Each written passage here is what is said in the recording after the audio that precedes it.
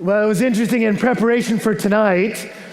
I kept thinking about my first experience walking into Kyle Field. It was my freshman year for Midnight Yell. And I came in knowing surprisingly little about Texas A&M when I arrived as a student.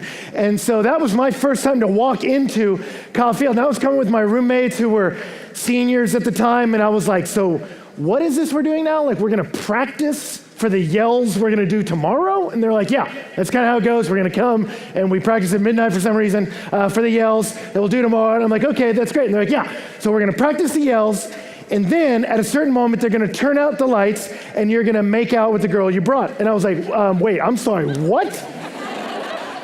Like, yeah, you're gonna turn out the lights and you're gonna make out with somebody, but don't worry if you didn't bring somebody, which I didn't bring somebody, like, that's not gonna be a problem. We'll give you a lighter, you're gonna hold up a light, and someone will come around and find you and you'll make out with them.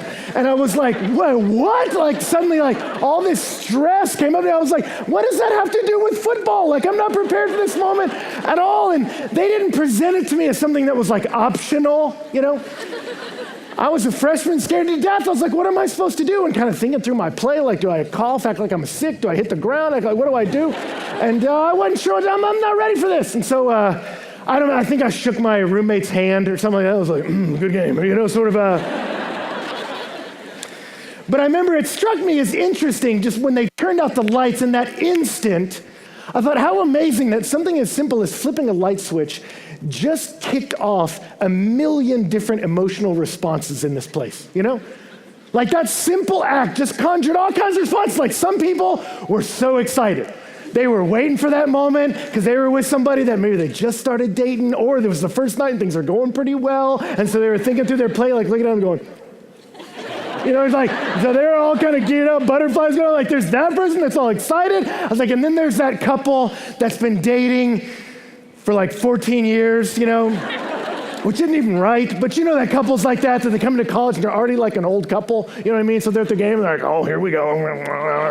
You know, there's that couple that is kind of comforting, business as usual. There's other people, when those lights clicked out, it just made them think about who was there with them at Midnight Yell last time that isn't now, and you know, all the pain that rises up and just the bitterness of it, that they're like, every Midnight Yell reminds me that I'm desperately alone, you know?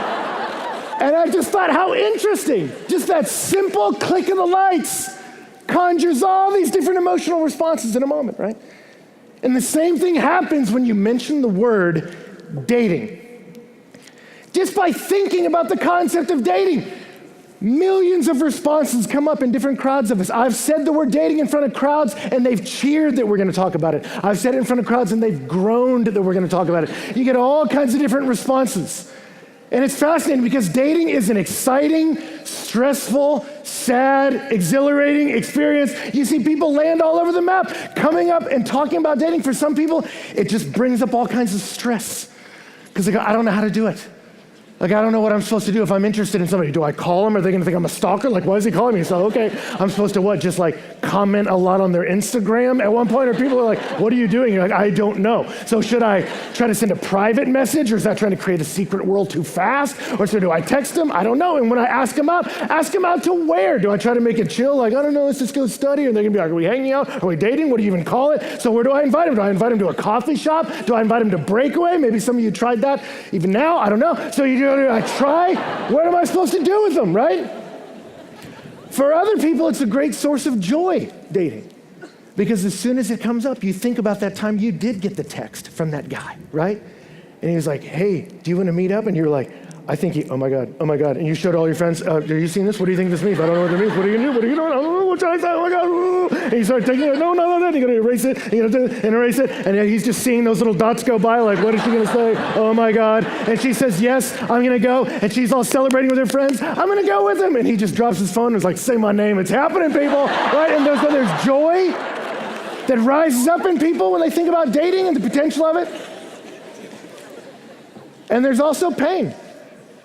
And I'll be honest with you, I remember one of the times we met out here at Breakaway at Kyle Field. We decided to do something where we set out all these trash cans and we had people, we just talked about dark sins, secret sins will eat you up inside and you don't need to carry them. And so we said as a first step, why don't you write out some things that you go, I'm carrying some guilt and shame over this thing and I need to get it out and let this be a first step. And we had thousands of students walk down and drop all these comments in these trash cans down at the front of Kyle Field.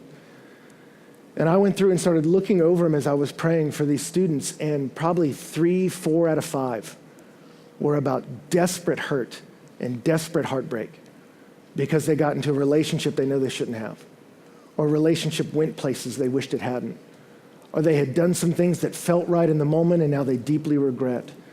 And they've burned some bridges, hurt some relationships, lost some friends. And I'll tell you what, in my office, nobody cries like the person that's been broken up with. I've counseled students through death, and they don't cry like the people who are broken up with. The death of a relationship can be so painful, right? This impulse in us to pair off is good. It's powerful. And when we pair off well, it's an exhilarating power. When it goes poorly, it's deeply painful for us. And so I want to talk about how do we do it right? And so here's a few things, because I think it's so confusing. We did a series on dating a few years ago, and I tried to avoid it for years, and then I realized you got to do it every couple of years because the language changes, the culture changes, and so much has changed about you guys, and I've read countless articles about you and your dating trends to the point where I'm just exhausted by them. But let me tell you a few things that we do know. The vast majority of you want to get married. There was a survey that came out a few years ago that said when asked, do you want to be married, only 70% of millennials said yes. That means 30% said no, and it kicked off a torrent of commentaries and articles being written saying that's the lowest percentage in history. There's this massive number of people that are millennials that don't want to get married, and it launched all these comments for like, marriage is therefore a dead institution, therefore we need to do away with marriage, therefore we should just have little short-term contracts every 2 years, we should have beta marriages, move in each other, polyamorous this, and there's going on and on and on. And then they did a second survey where they asked the same groups, people, same age group, would you like to be unmarried your entire life? And only 8% said yes, which means 92% want to get married. So when you ask people, do you want to get married? Only 70% said yes. And so then they said, do you want to not be married? And only 8% said yes. So 92% want to get married. It just depends on how you ask the question. It took a lot of reading to land on that, y'all. That's number one. The vast majority of you want to get married, right? And here's number two. The vast majority of you will get married. If the statistics hold all throughout history, the vast majority of you will get married. And I know that brings up some fear in some people. You're like, well, what if I'm the one that doesn't get married? You might be, I don't know. But the vast majority of you will get married. And here's the mind-blowing thing that's been tripping me up lately. The vast majority of you will get married in your 20s. If you look at the globe through human history, the vast majority of human beings get married in their 20s. Isn't that crazy? That's such a big thing in your life, such a big decision. And for the vast majority of you, in the next 7 to 10 years, you will meet that person and settle down with them. You're going to pass through these distinct phases of singleness, dating, engaged, married, pretty soon. And we got to figure out how to navigate those, right? And yet here's the interesting thing about your generation that's unique. So you're like all other generations in the fact that you want to get married as bad as they do, and you probably will get married around when they did. But here's the reality is that you are waiting longer to get married than any generation in human history. Your generation's waiting longer to get married more than any generation since it's been recorded. The average young person now gets married at age 27 if you're a woman, 29 when you're a man. To put that in perspective, in the 1990s, the average woman got married in age 23, the average man age 26. It's the 1990s. That's not like back in the 40s or something, right? But now it's 27 and 29. And so I've been looking at that about you. The vast majority are getting married much, much later. And the question's arisen in my mind, why? Why, if everyone wants to get married, are we waiting so long to get married, right?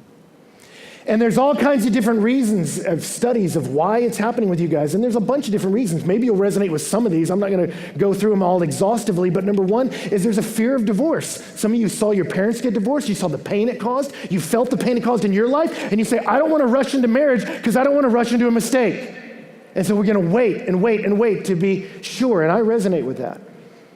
Some of you, it's concern that marriage will derail your plans. There's some people that say, well, man, I have some plans. I need to figure out where I'm going in my life. I need to get my career on track. I have some goals with my career. And if I get a husband, he might interfere with those. If we have kids, they'll definitely interfere with them.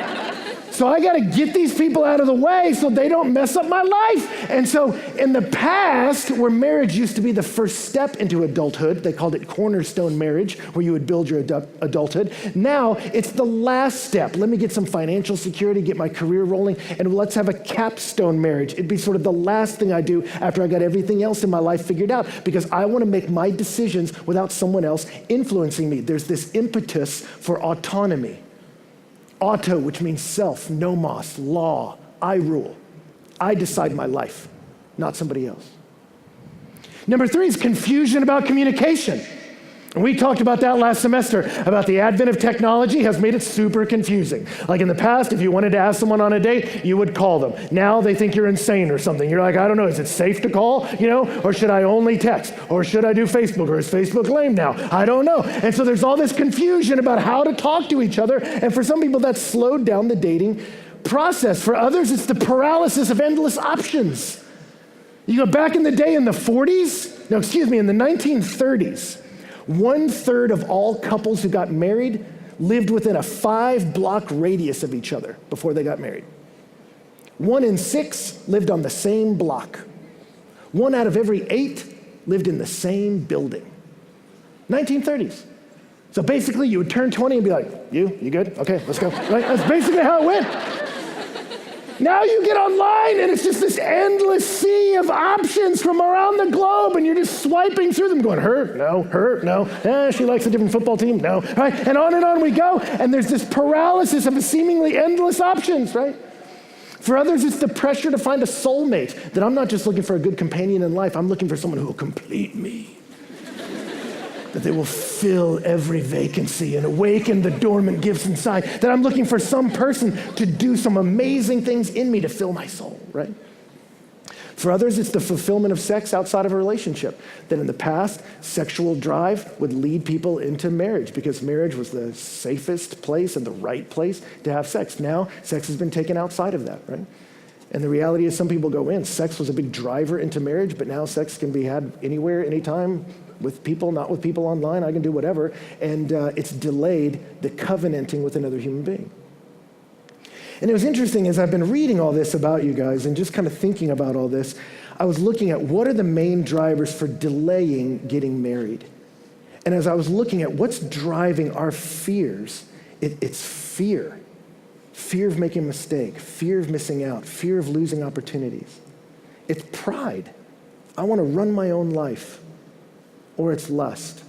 I don't want to have to commit to love you emotionally. I just want to look at your body or use it for a night, right? And so fear, lust, and pride are driving a lot of our relational decisions these days. And let me tell you something, young people, they are not driving us in the best of directions. For the first time in the history of our country, the average age of a first birth, of a first having a child, is younger than the average age of your first marriage. On average, women in America are having their first child at age 26, and the average woman in America gets married at age 27. That hasn't happened in the history of our nation. That 48% of the children born in our country today are born with dad already gone. And every measurable we have about children says without a loving two-parent home, it does inestimable damage to a young person to not have the security of a loving mom and dad in the home, right? Dating websites are I'm not going to bash on them. I know people that have met on them, but as you've watched the trend in dating websites, it's moving more and more towards just analyzing people's physicality, that we're basing relationships from 2005 to 2012. 1/3 of all couples who got married in America met on a dating site. And as you look at the progression of dating sites, it's built almost entirely on charm or beauty, which are not good foundations for a marriage, right? And the reality is the Center for Disease Control just put out a recent study. The Center for Disease Control that said the advent of Tinder and things like that have seen a skyrocketing percentage of sexually transmitted diseases in Rhode Island since the advent of Tinder and Grindr, et cetera. Syphilis has gone up 79%. 79%! Gonorrhea and HIV over 30%, right? And some of you aren't on that because in college you don't have to, right? But the reality is, man, as you look at self-reporting in college students and in young people in their 20s, there's more self-reported loneliness and depression than previous generations. Why am I telling you all this? Because there's a connectivity with technology, but there's a loss of community. And we have fear and lust and pride driving us into shallow relationships or keeping us away from relationships. And the reality is the directions our fears and lusts and pride are leading us aren't the best directions. Right? So you go, what are you advocating, Ben? Some throwback to some bygone era that was amazing when we all got married at 13 and had kids when we were 14. No. I don't have some kind of misty-eyed, glowy view of the past. I don't. But the reality is I look at us today and go, man, we are adrift in life of how to relate to each other. And there's a lot of pain out there in us.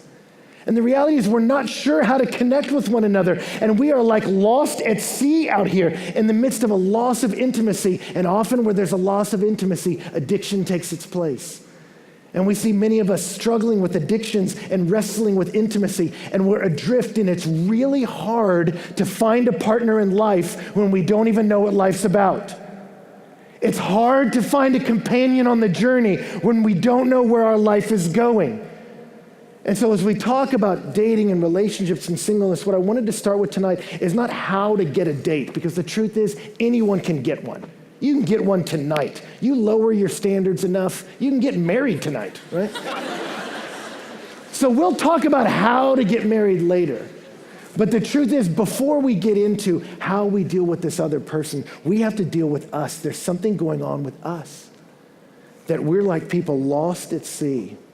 And here's the good news. If you're lost out there, if you were lost back in the day, if you were lost out in a life raft at sea, there's something you can always know that's amazing, and that is the North Star always points true north. And so wherever you're lost on the sea, if you were out in a raft, if you could find the North Star, you could figure out where you are. Steve Callahan was lost in a little rubber life raft for 76 days in the Pacific Ocean by himself. He found the North Star and used what he knew of nautical realities, measuring its distance from the horizon. He knew exactly what latitudinal line he was on the globe and was able to paddle safely to the Caribbean, right?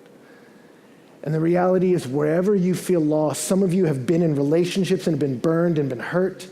Some of you have never been in relationships and are scared and don't even know how to start it, and you feel adrift in the world. But wherever you feel lost, there's a true north, a relationship with God, that if we can get that right, it will help us navigate our relationships with each other right. And let me tell you something, we must get our relationship with God right before we'll ever get a relationship with a guy or a girl right.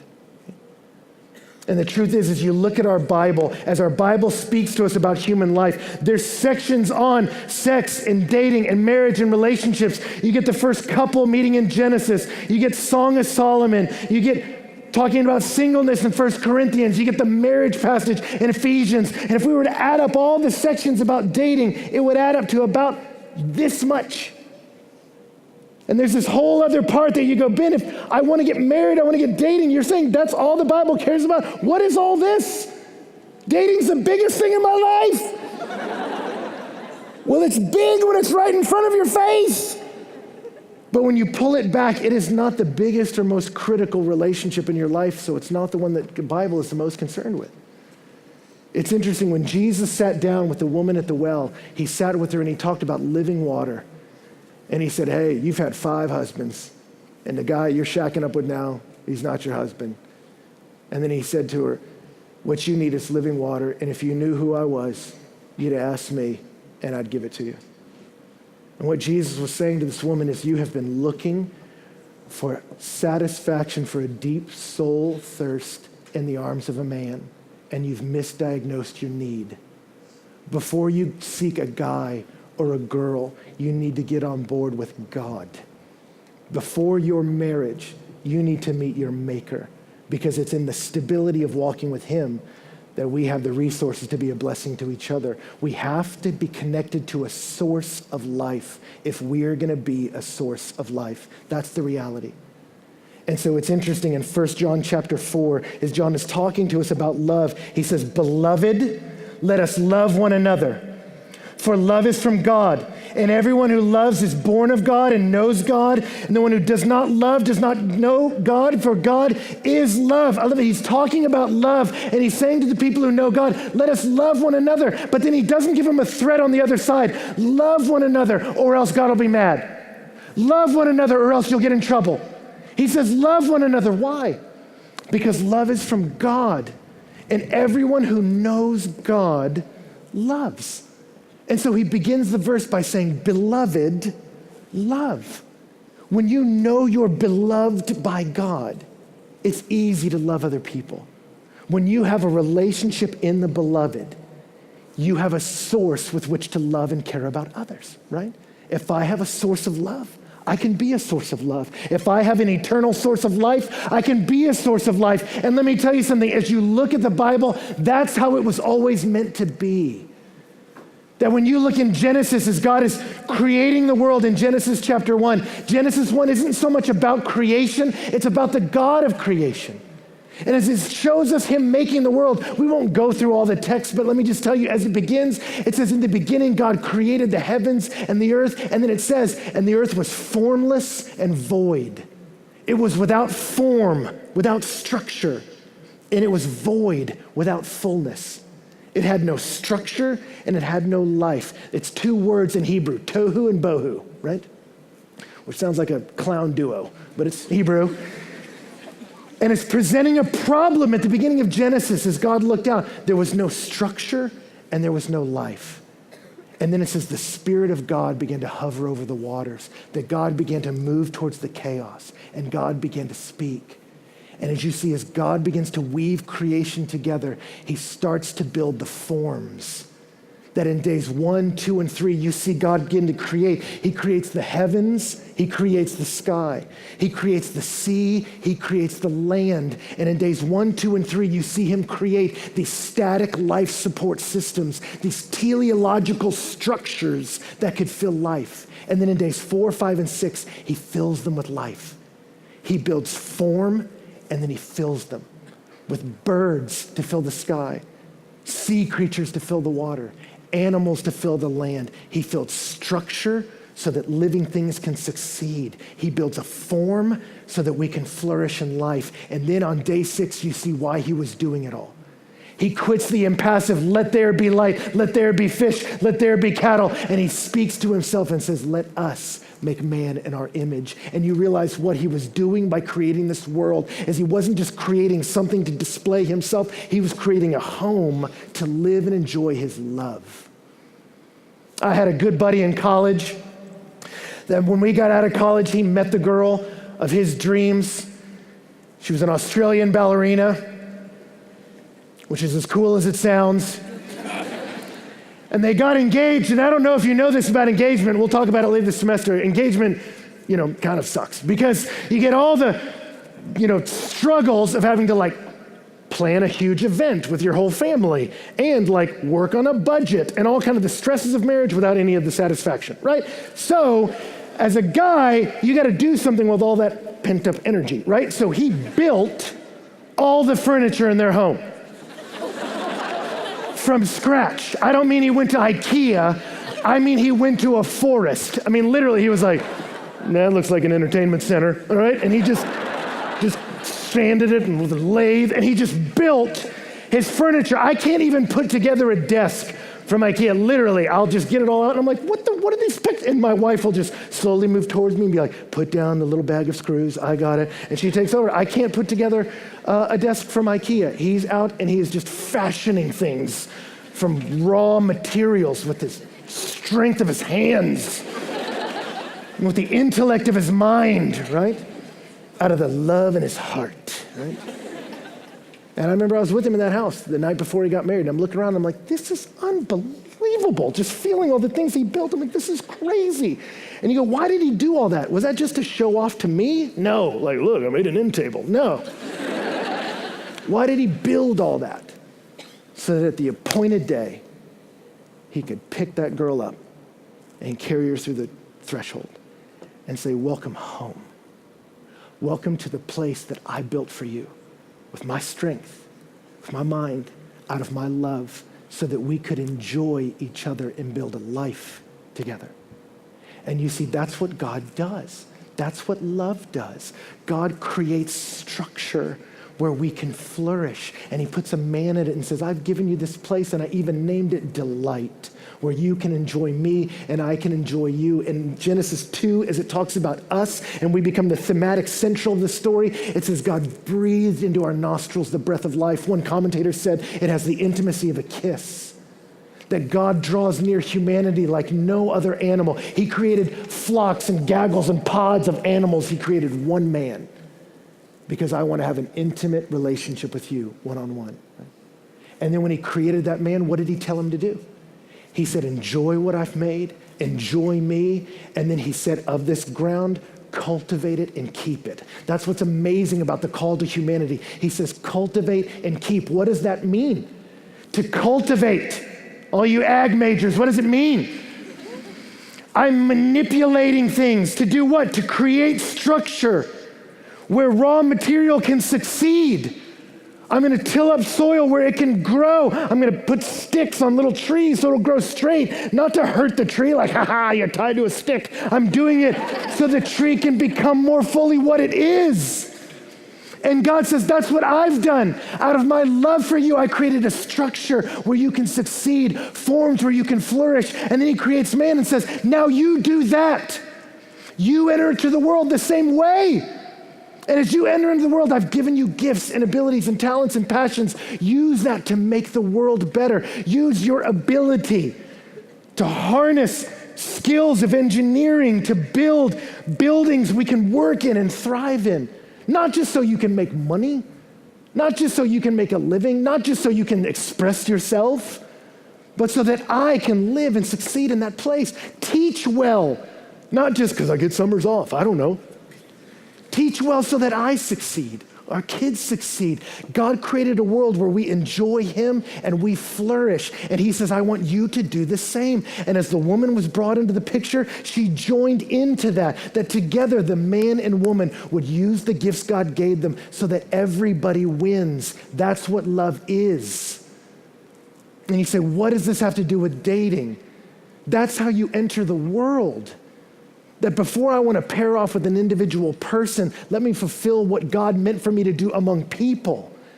That I enjoy his love for me as he creates structure of a relationship with him where I can flourish. And then out of that source of life, let me be a source of life to my roommates and friends so they can win. Out of that source of love, let me be a source of love. When you have a source of life, you can be a source of life. When you have a source of love, you can be a source of love.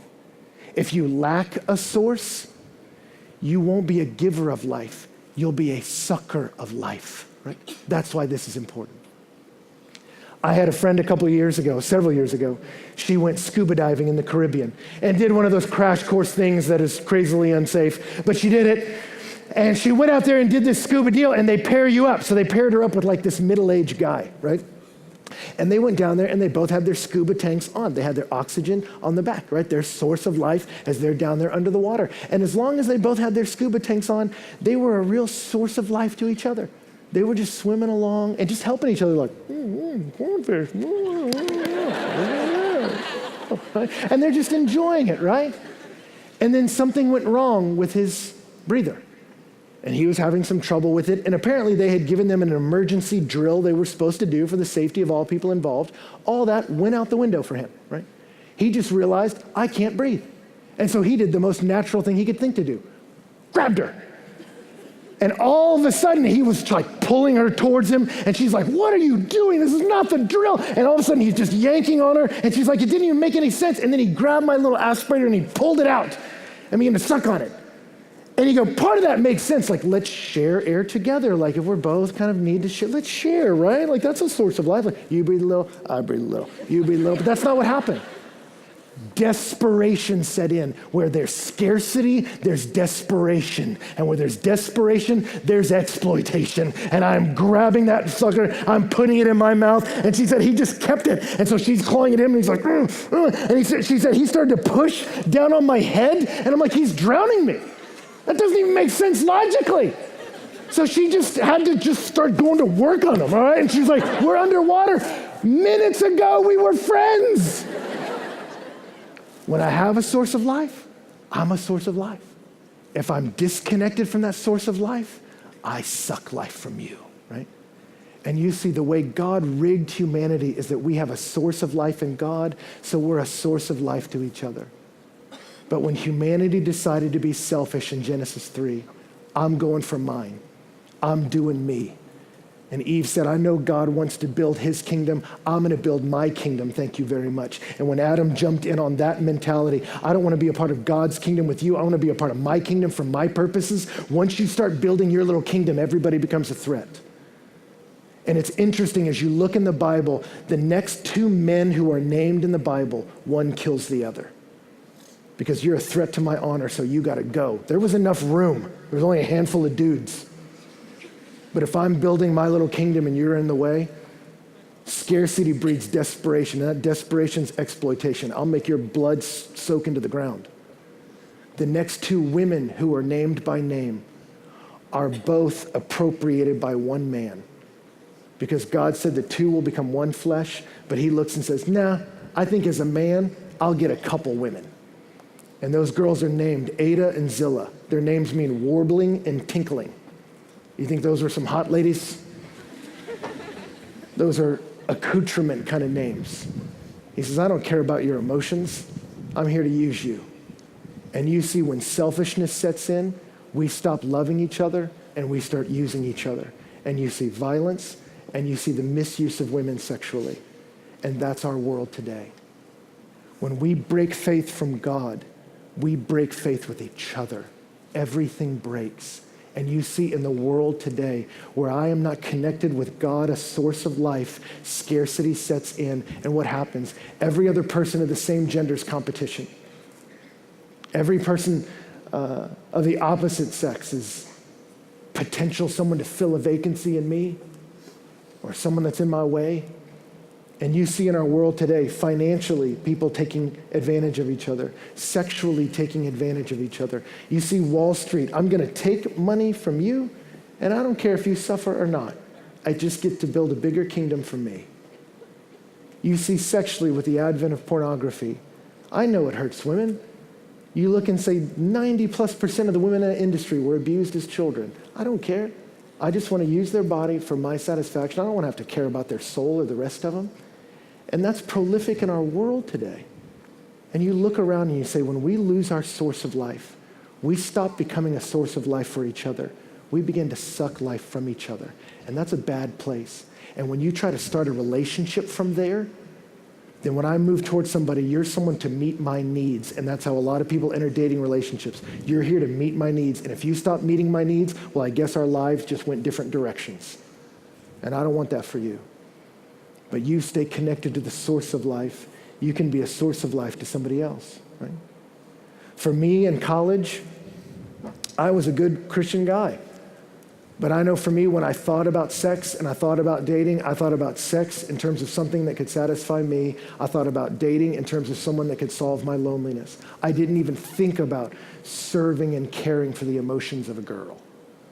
And I remember the first time someone talked to me about real love, the kind of love 1 John 4 is talking about, where God says, do you want to see how love was manifest? The Son of God came for us that we might live through him. He was a source of life. How was he a source of life? He sacrificed himself to be a source of life for us. When I saw that, I began to weep.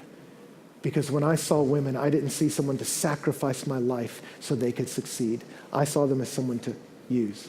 And God broke me.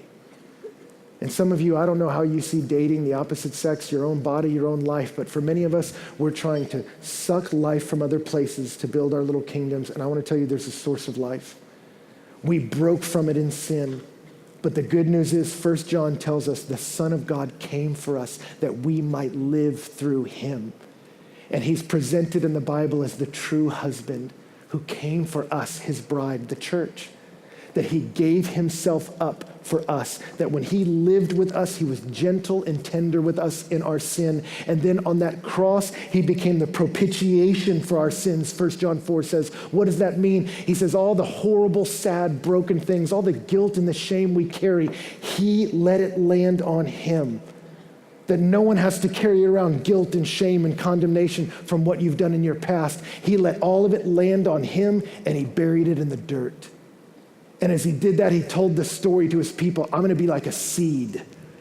He said, you just got a seed sitting on a table, nothing's going to happen. He says, but you take that seed and you bury it in the dirt. What happens? It breaks open and produces life.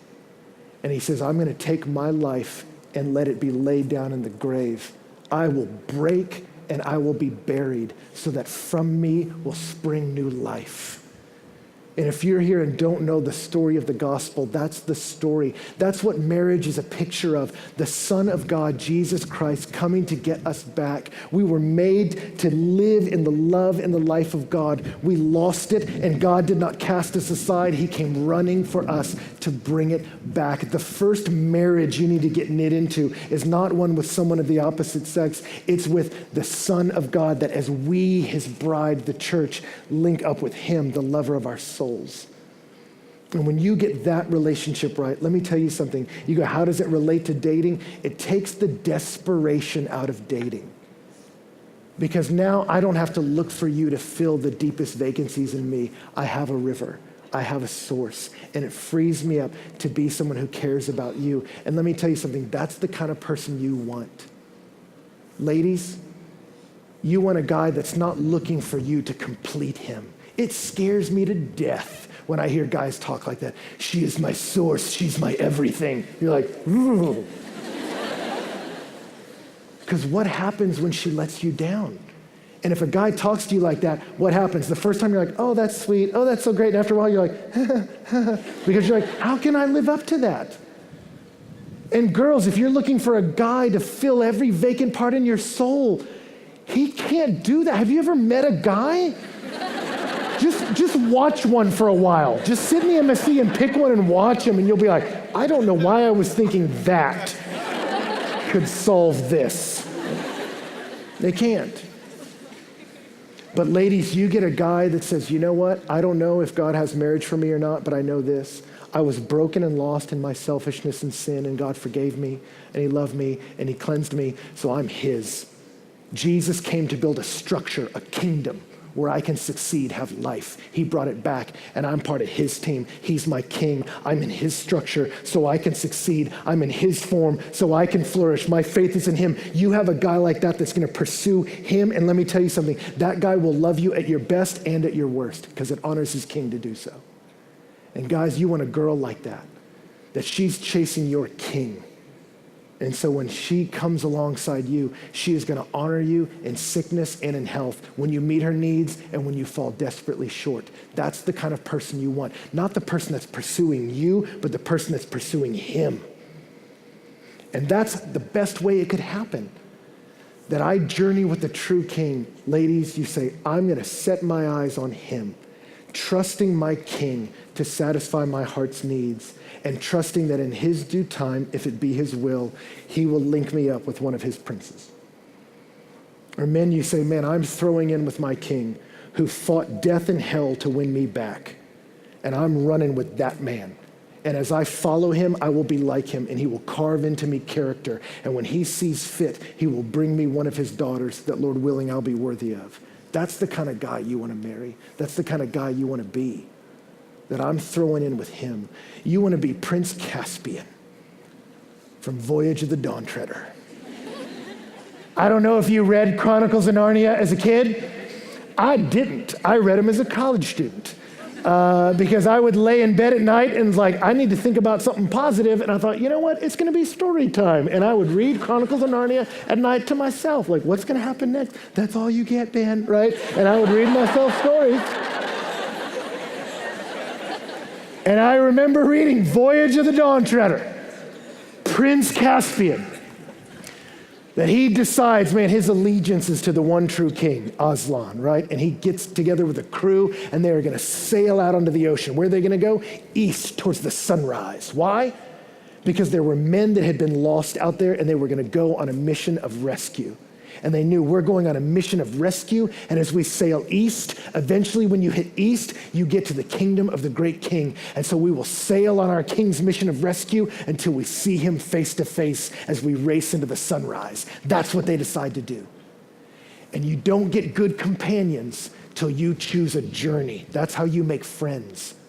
And as he goes on a journey, he gets companions. And as he gets companions, they shape each other and build each other up. Little Reepicheep, that mouse, who in the midst of difficulty and struggle, they're wondering, should we give up the journey? And one of my favorite lines in all of C.S. Lewis, this little guy says, while I can, I sail east in the Dawn Treader. And when she fails me, I will paddle east in my coracle. And when she sinks, I'll swim east with my 4 paws. And when I can swim no longer, if I've not reached Aslan's country or shot over the edge of the world in some vast cataract, I will sink with my nose to the sunrise. He says, my decision is I'm chasing our true king until the day I reach him or I die in the attempt. That's where I'm going. And all the boys were like, that's where I'm going. And as Caspian pursues the true king, what happens? On a journey is when you get companions, because you have the same vision and the same values. And he meets a young girl that was a daughter of the stars, right? And this angel from above becomes his wife, and they sail on towards the kingdom forever. And I read that and was like, oh, that's so nice, Lord. That's what I want. And so I went to bed believing that. God hasn't promised me marriage, but he's promised himself, and that's enough. And I said, God, until my ship breaks apart and I drown, I am riding towards you, my true king, with my nose to the sunrise. That's the kind of man I'm going to be. And Lord, I trust that you'll bring a woman alongside that has the same vision I do, and we'll be on mission together. And he did in due time. Took me longer than all my friends. Some of you, it may take a while. But I wouldn't have traded her. I wouldn't now. It's great.